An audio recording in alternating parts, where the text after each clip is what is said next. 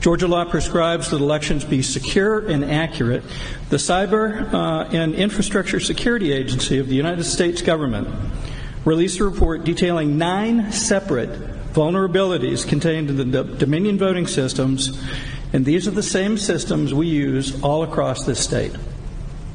These vulnerabilities open the systems to be exploited and may be able to insert malicious code. So in other words, taking control in some ways of the systems and manipulating data that may be contained in these systems. How would that appear if this were to occur? Perhaps as anomalies in the reporting, perhaps in anomalies in the way the votes appear after the fact. I think you're aware that many people across the state have brought forward anomalies. In our last meeting, I offered to deliver to the board reports from the cast vote records from a number of counties that show unusual patterns in votes, differences in the way the votes counted up based on the method that they were used to be cast. That seems odd.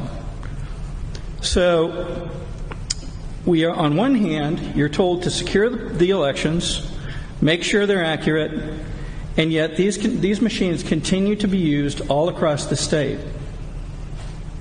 And yet we have this government report that says, oh my gosh, they can be manipulated. Now, add to that something that Frank brought up just a moment ago.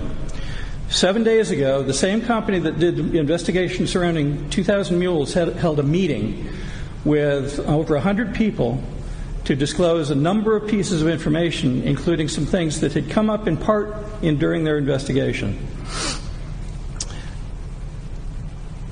Within that, they discovered a Michigan company whose election software and apps had been sold and were in use across quite a number of counties and states in the United States. That software is said to be communicating information on 1.8 million poll workers.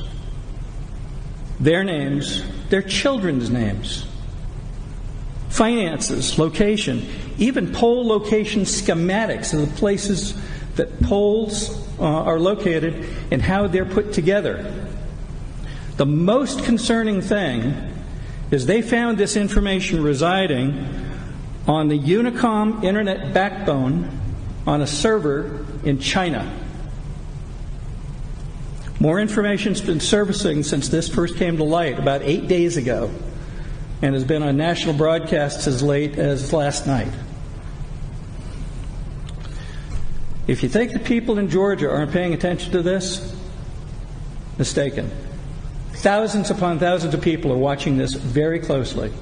It's the reason that we have about 3 times as many people in the room as we've had in the past, I think. Even the machine contract itself here in Georgia runs afoul of Georgia law. It prescribes the use of non-human readable proprietary barcodes, but more importantly, allows a device that is using software or subroutines and computing, which is prohibited for an election device under OCGA 21.2-2 7.1. Mr. Quinn, how much longer do you have? I'm being pretty generous. Just about 30 seconds. Great, thank you. But I can go as long as you would like. Well, I suspected that's the case. Okay. So here's my question. This sounds like a lot of risk to me, and it does to many of the people in Georgia. The question now falls to you all. What are you prepared to do to mitigate this risk? The solutions are not easy, but there are ways to mitigate this. One, and I know you're not going to like it, would be to go to paper ballots and make a change so that we could be assured of valid and accurate elections. I have copies of the documents supporting everything I've said. I'm available at the board's discretion at any time for questions. Thank you very much.